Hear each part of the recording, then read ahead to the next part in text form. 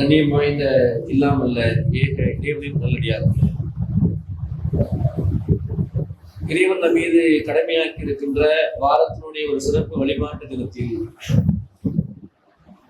அவன் மீது நமக்கு இருக்கிற நம்பிக்கையை மேலும் உறுதிப்படுத்துகிற வண்ணமாக இந்த தினத்தில் நன்மையை எதிர்பார்த்து விரைவாக இங்கே நாம் வந்து அமர்ந்திருக்கிறோம். இந்த அழகான தருணத்தில் நபிகள் நாயகம் ஸல்லல்லாஹு அலைஹி வஸல்லம் அவர்கள் ஒரு முறை தனது தோழர்களுக்கு மத்தியில் அமர்ந்திருக்கிற பொழுது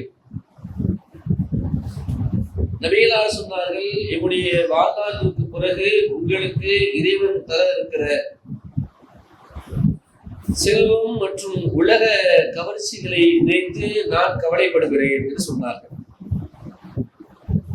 உடனே நபி தோழரில் ஒரு தோழர் எழுந்து நின்று, அல்லாஹ்வின் தூதரே, செல்வம் என்பது நன்மைதானே, அந்த நன்மை தீமை விளைவிக்கக்கூடியதாக இருக்குமா என்று கேட்டார்கள். கேட்ட மாத்திரமே கூடியிருந்த எல்லா தோழர்களும் அந்த தோழரை பார்க்கிறார்கள். நபிகள் நாயகம் ஸல்லல்லாஹு அலைஹி வஸல்லம் அவர்களையும் பார்க்கிறார்கள்.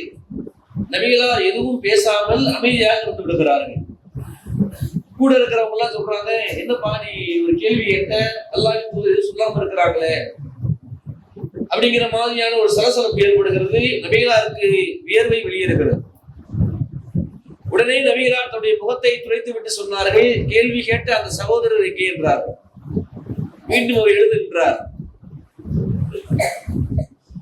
நீங்கள் கேட்ட கேள்வி சரிதான், நன்மை என்பது தீமையை உருவாக்காது. ஆனால் செல்வத்திற்கான உதாரணம் என்ன தெரியுமா? ஒரு ஆறு ஓடுகிறது, அந்த ஆறினுடைய ஓரத்தில் சில பயிர்கள் முளைக்கிறது, இன்னும் சில இடங்களில் சில செடிகள் முளைக்கிறது.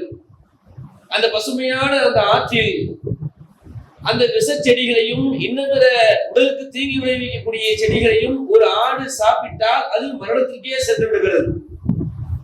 அதே நேரத்தில் ஒரு ஆடானது அந்த கரையோரத்தில் இருக்கிற பசுமையான நல்ல பயிர்களை சாப்பிட்டு விட்டு, எந்த அளவிற்கு என்று சொன்னால் வயிறு புடைக்க சாப்பிட்டு விட்டு சூரியன் நல்ல உச்சிக்கு வருகிற பொழுது வாய் அசைத்து விட்டு அதை சிரித்து விடுகிறது. அது அதுக்கு நன்மை வைக்கிறது சொல்லிவிட்டு நபிகளார் அந்த இடத்துல ஒரு உதாரணத்தை குறிப்பிடுறாங்க. ஆறு ஓடுதுதான், செடி முளைக்குதுதான், அந்த செடிகள்ல நல்ல செடியும் இருக்கிறது, விஷ செடியும் இருக்கிறது. எதை அந்த ஆடு உட்கொள்கிறதோ அதை வைத்து அதனுடைய தீமையானது அங்கு ஏற்படுகிறது.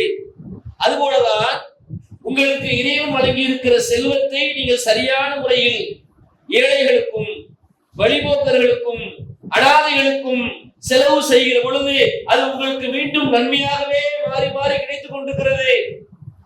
அதை நீங்கள் செலவு செய்யாமல் உங்களுக்குள்ளே முடித்து வைத்துக் கொண்டால் எப்படி அந்த ஆடு தனக்கு தீங்கு விளைவிக்கிற ஒரு பயிரை சாப்பிட்டு மரணத்திற்கே செல்கிறதோ அதே போன்று அந்த செல்வம் உங்களை அழித்து விடும் என்றார்கள். அப்ப இன்றைக்கு நாம தான் அந்த செல்வத்தினுடைய அளவுகளை தீர்மானிக்க வேண்டும். நமக்கு இறைவன் கொடுத்திருக்கிற இந்த செல்வத்தை நாம் சரிவர பயன்படுத்துகிறோமா? ஏன்னா இன்னைக்கு நம்மள மிகப்பெரிய குழப்பத்துல மக்கள் இருக்கிறதுக்கான காரணம் என்னன்னா செல்வம் தான். எல்லாரும் விரும்புவது செல்வம், எல்லாரும் கிடைக்கும் நினைக்கிறது செல்வம். அது இருந்தா இந்த உலகத்துல எல்லாத்தையும் அனுபவிச்சிடலான்னு மனிதர்கள் நாம் நினைக்கிறோம். ஆனால் அதில் தான் இறைவன் நமக்கு சோதனையை வைத்திருக்கிறார். செல்வம் என்பதை திருமறை குர்ஆன் குறிப்பிடுகிறது. தான் நாடியோருக்கு அல்லாஹ் செல்வத்தை தாராளமாக வழங்குகிறான். ரொம்ப கவனமா கேட்கிறீங்க.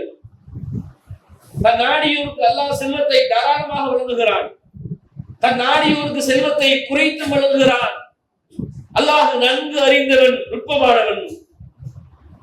என்ன சொல்ல வர்றாங்க? சில பேருக்கு அல்லாஹ் ரப்பல் ஆலமீன் செல்வத்தை கொடுத்து கொண்டே இருக்கிறான் என்று சொன்னால் நம்ம பலர் நினைத்துக் கொள்கிறோம், இது என் உழைப்பால், என் அறிவால், எனது இரத்தத்தால் உருவாக்கப்பட்ட செல்வம் நினைக்கிறோம். இது அல்ல. அல்லாஹ் நம்மை நாடி இருக்கிறான், செல்வத்தை வாரி வாரி கொடுத்து கொண்டே இருக்கிறான். இன்னும் சில மக்கள் கடுமையாக உழைக்கிறார்கள், இரவு பகல் பாராமல் உழைக்கிறார்கள். என்னென்னவோ உலக விஷயங்களை எல்லாம் உள்ள வாங்கி மூளைக்குள்ள ஏத்தி சேர்த்து எப்படியாவது சம்பாதிச்சிடலாம்னு போராடுறாங்க. ஆனா செல்வம் ஏறவே மாட்டேங்குது.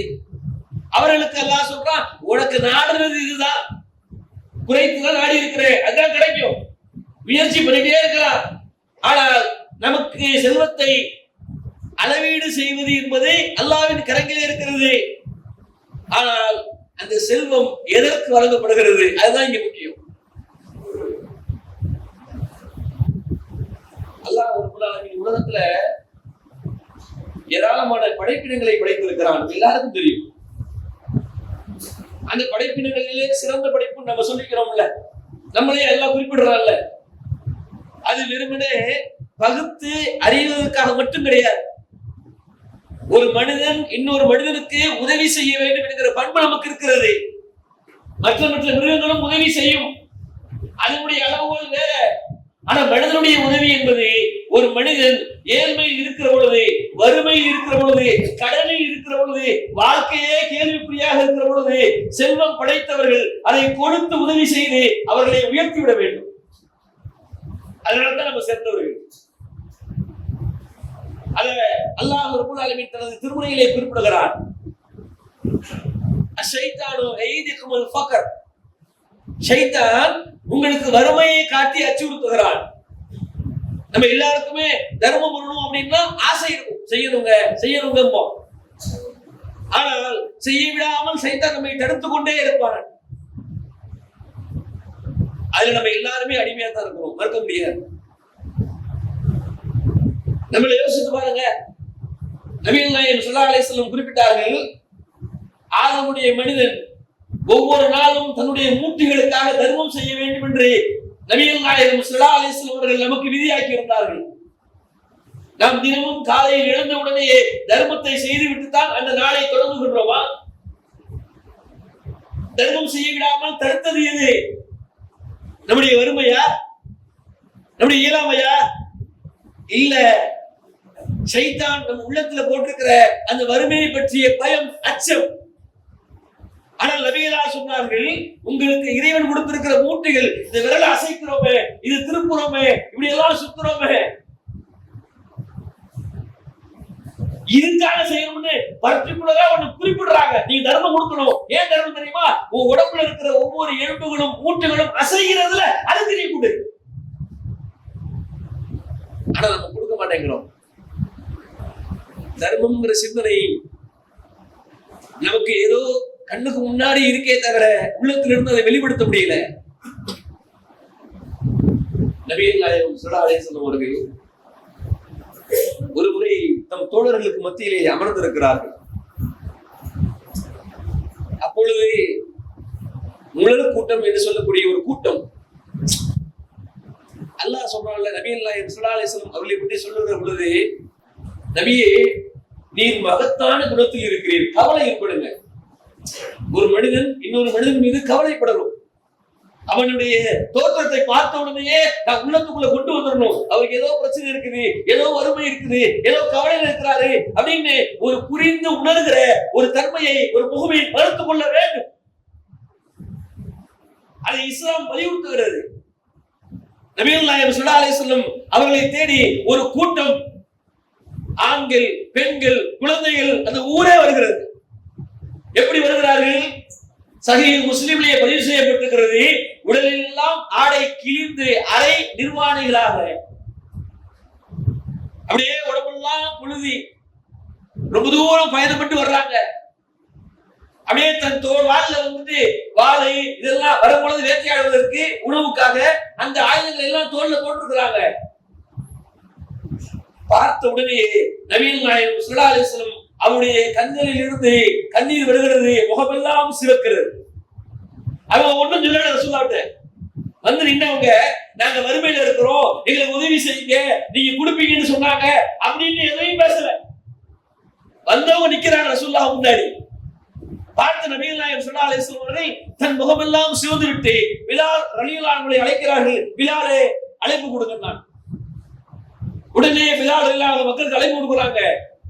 மிம்பர்ல ஏறின உடனே நபிகளார் சொன்னார்கள், யுத்தகு ரப்பக்கும் அல்லதி ஹலகக்கும் மின் நஃப்ஸின் வாஹிதா. மக்களே என்று சொல்லிவிட்டு நபிகள் நாயகம் ஸல்லல்லாஹு அலைஹி வஸல்லம் அவர்கள் உங்களுக்கு மரணம் நிகழ்வதற்கு முன்பதாக மறுமைக்கு நீங்கள் எதை தயார் செய்திருக்கிறீர்கள் என்கிற ஒரு வகையான கேள்வியை முன்னிறுத்துகிறார்கள். ஒவ்வொருத்தரும் நீங்க இவங்களுக்கு ஏதாவது கொடுக்கணும்னு ரசூலுல்லாஹ் இந்த வசனத்தை வந்து சொல்றாங்க. சொல்லிவிட்டு டிக்ளரும் செய்கிறார்கள், நீங்கள் உங்களது பொற்காசுகளில் இருந்தும் வெள்ளியில் இருந்தும் ஆடைகளில் இருந்தும் இன்னும் உங்களில் எதுவுமே இல்லாத பொழுது பேரித்த பழத்தின் துண்டையாவது கொண்டு வந்து கொடுக்கின்றாங்க. ரசூலுல்லாஹ்வுடைய குணத்தை பார்க்கும்போதெல்லாம் நம்ம என்ன ரசூலுல்லாஹ் ஃபாலோ பண்றோம்னு சொல்றோம்னு தெரியலையே. வரலாற்று விஷயத்துல இன்னும் சில இபாதத்துகளை வழக்கு வழிபாடுகள்ல எங்களுக்கு ரசூலுல்லாஹ் தான் முன்மாதிரின்னு மாறுதட்டி கொள்ளக்கூடிய நாம் நபிகளார் ஒரு ஏழையை பார்க்கிற பொழுது, ஏழ்மை சமூகத்தை பார்க்கிற பொழுது முகமெல்லாம் சிவந்து ஏதாவது செஞ்சிடணும்னு இந்த உலகத்தோட நிறுத்திடாம மறுமைக்கு பயணிக்கும் கவலைப்பட்டாங்களே, அந்த கவலை நமக்கு உண்மையில் வருகிறதா?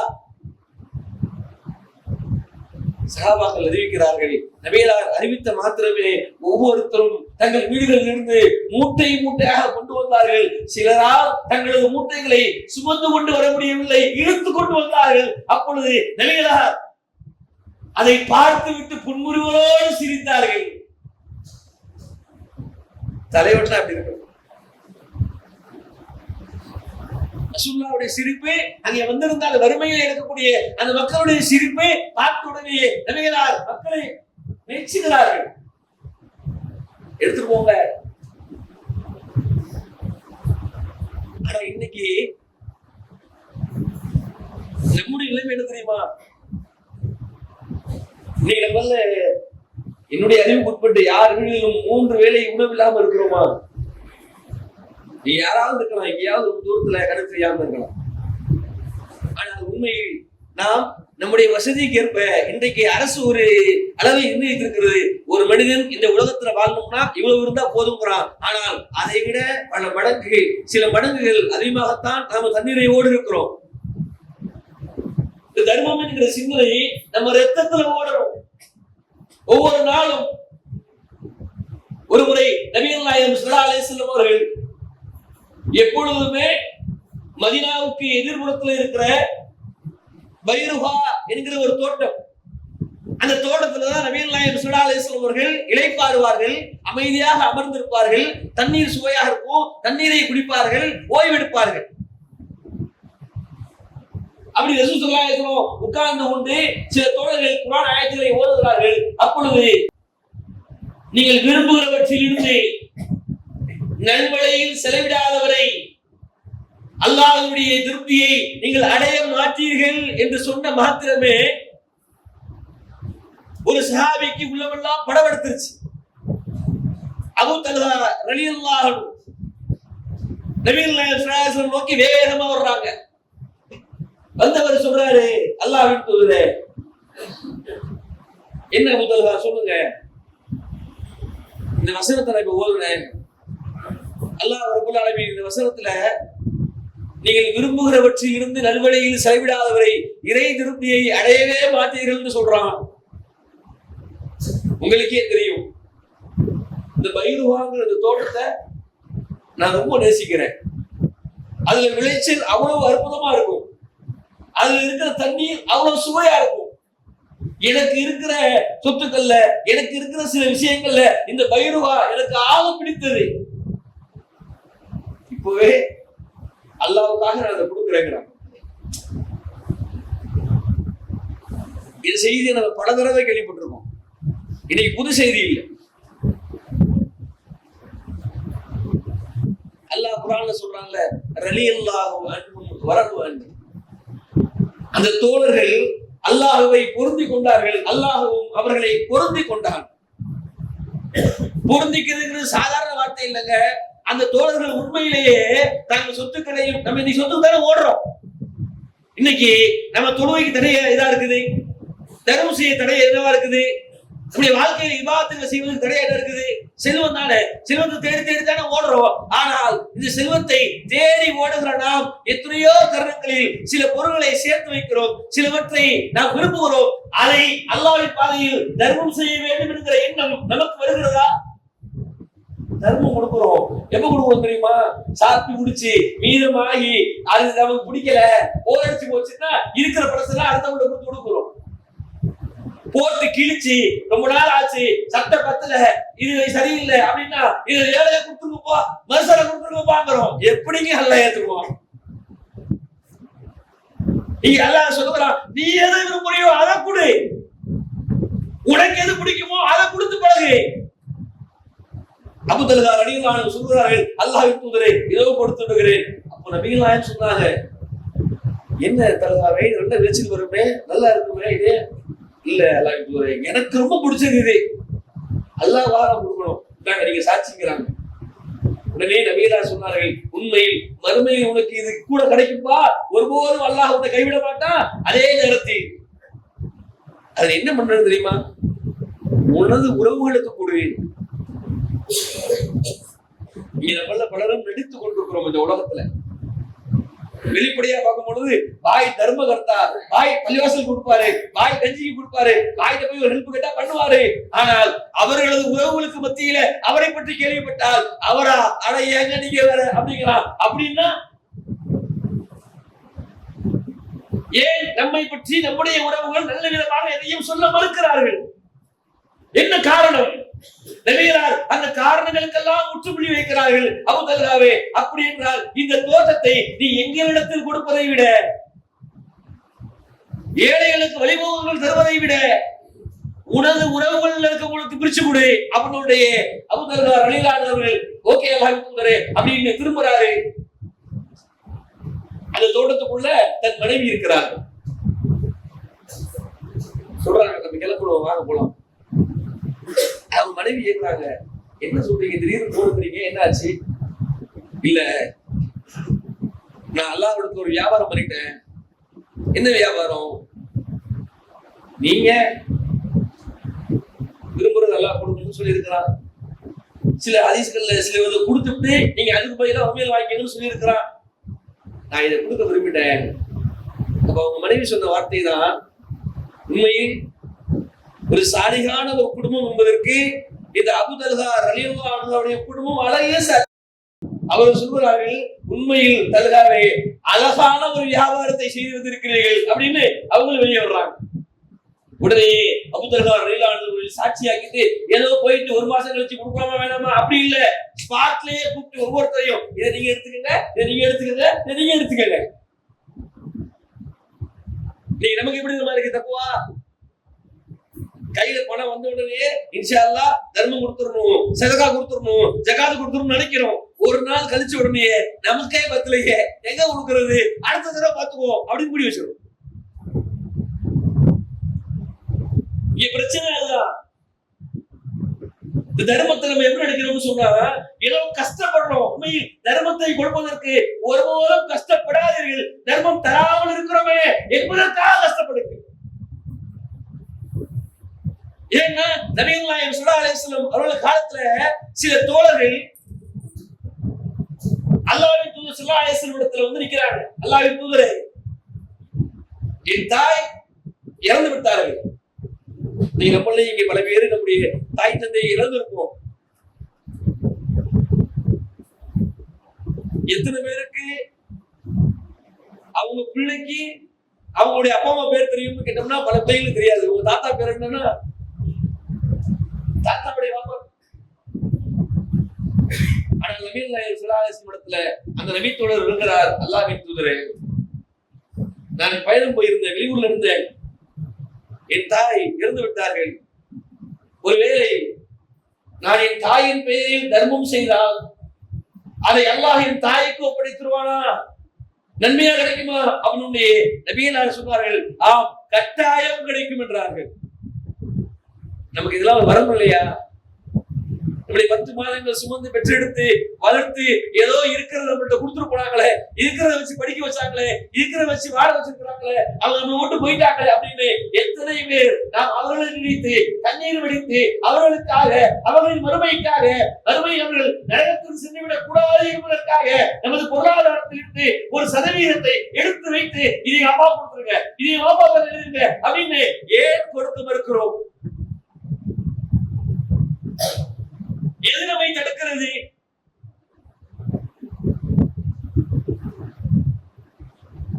ஒன்றை நாம் புரிந்து கொள்ள வேண்டும்.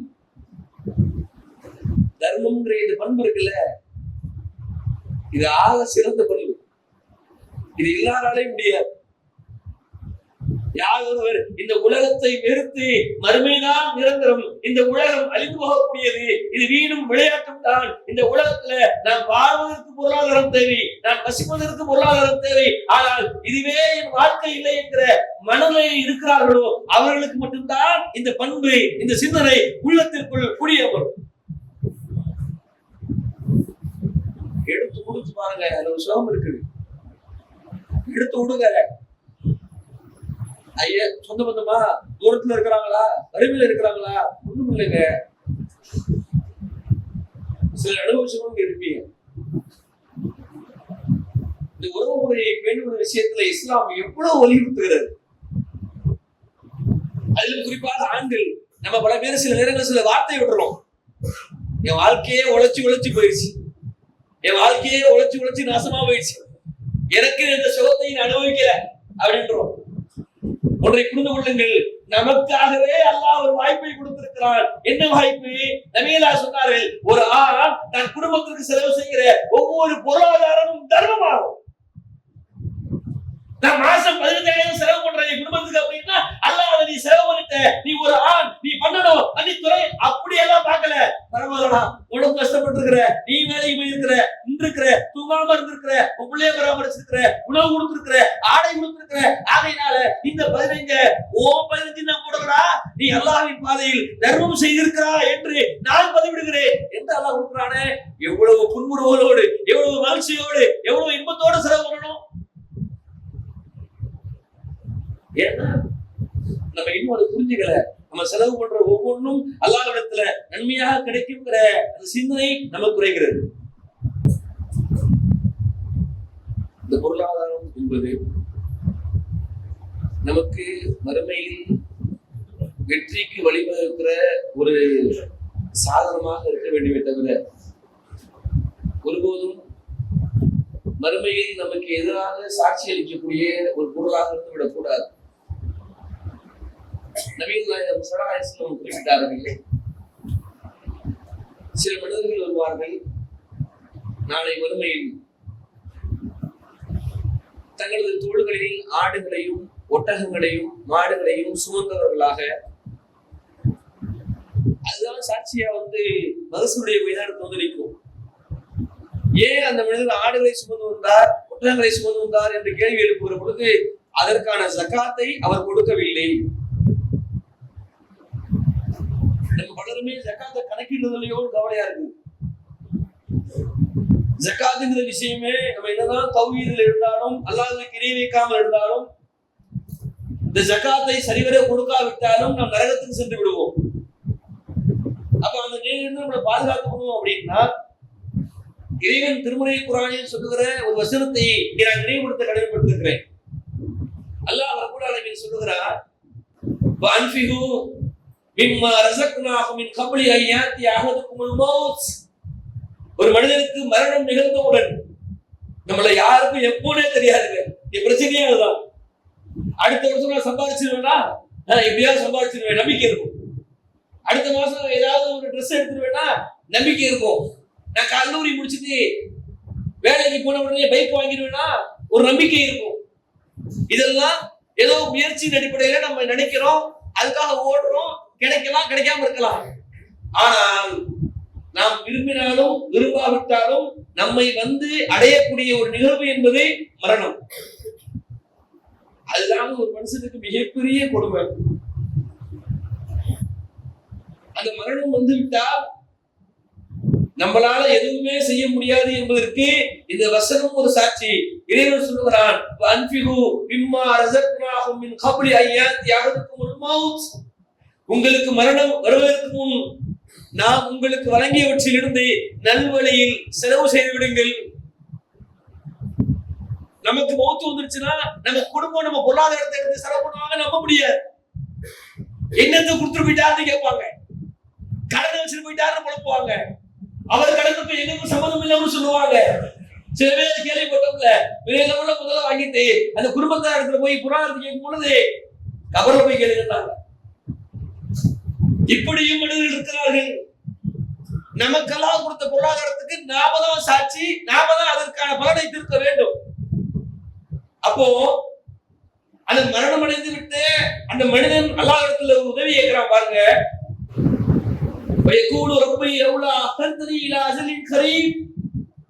எனக்கு ஒரு சின்ன அவகாசம் கொடுத்துரு இறைவா. எப்போ உயிர் இருக்கும் பொழுதெல்லாம் கேட்காத அந்த மனிதன் தனக்கு மரணம் நிகழ்ந்த உடனேயே அந்த மரணமை பற்றிய பயத்தில் அச்சத்துல அவன் சொல்லுகிறான், கொஞ்சம் அவகாசம் கொடுக்க மாட்டியா, நான் தர்மம் செய்து நல்லவளாக ஆயிருவேனே. என்ன விளக்குதா? தர்மம் செய்தால்தான் நல்லவன். அது அவனே சாட்சி சொல்றான். நீ அல்லாஹ் சொல்லல. எந்த அடியான் இந்த கொள்கையில் வாழ்ந்து மறுமைதான் நிரந்தரம் நம்பிக்கிட்டு மௌத்தானானோ அந்த அடியான் சொல்லுகிறான், இறைவா கொஞ்சம் அவகாசம் கொடுத்திருந்தீனா தர்மத்தை கொடுத்து நல்லவனா இருப்பேனே. அதுக்கு இறைவன் சொல்லுகிறான், நீ அவகாசம் உனக்கு இல்ல. அவர்களுக்கான தவணை ஒருபோதும் முந்தவும் முந்தாது பிந்தவும் பிந்தாது முடிஞ்சிருச்சுங்களாம். இதை நினைவுபடுத்திக் கொள்ளுங்க. தர்மம் ஒருபோதும் குறையாது. நபிகளார் சொன்னார்கள், அன்ஃபிகு இப்னு ஆதமுடைய மகனே, நல்வழியில் செலவிடு, யுன்ஃபிகு அடைக்க, உனக்கு அல்லாஹ் செலவு பண்ணும். நம்பிக்கை வரணுங்க. தௌஹீத் இருந்தா பத்தாது. நான் அல்லாஹ்வுடைய பாதையில செலவு பண்ணா அல்லாஹ் எனக்கு தருவான், இன்னைக்கு தருவையா, நாளைக்கு தருவான், நாளைக்கு தருவையா, எப்படியாவது தருவான் அப்படின்னு உறுதியா நம்பினா கொடுப்போம், இல்லைன்னா கொடுக்க மாட்டோம். அந்த வகையில் வரும் காலகட்டங்களில் தர்மங்களை ஒவ்வொரு நாளும் இயன்ற அளவிற்கு எடுத்து மாறி இணைக்கக்கூடிய வாய்ப்பை எல்லாம் இறைவன் உங்களுக்கு எனக்கு தருவானாக. வாசவன ரப்பல் ஆலமீன். அஸ்ஸலாமு அலைக்கும்.